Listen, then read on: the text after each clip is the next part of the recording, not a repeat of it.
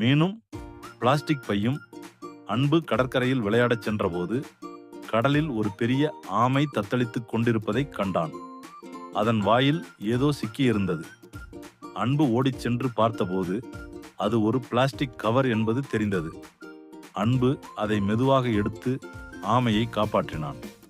அப்போது அவனது தாத்தா சொன்னார், அன்பு, நாம் தூக்கி எறியும் இந்த பிளாஸ்டிக் பைகள் கடலில் சேரும்போது அதை உணவு என்று நினைத்து மீன்களும் ஆமைகளும் சாப்பிட்டு இறந்து விடுகின்றன. அது மட்டுமல்ல, இந்த நிலத்தையும் இது பாழாக்கும். அன்பு அன்றே ஒரு சபதம் எடுத்தான். இனி கடைக்கு சென்றால் பிளாஸ்டிக் பையை வாங்க மாட்டேன், எப்பொழுதும் துணிப்பையையே பயன்படுத்துவேன். தன் நண்பர்களிடமும் இதையே சொன்னான்.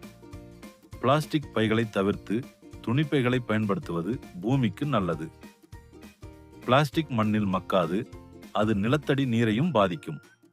நாம் செய்யும் சிறிய தவறு மற்ற விலங்குகளின் உயிருக்கு ஆபத்தாக முடியும்.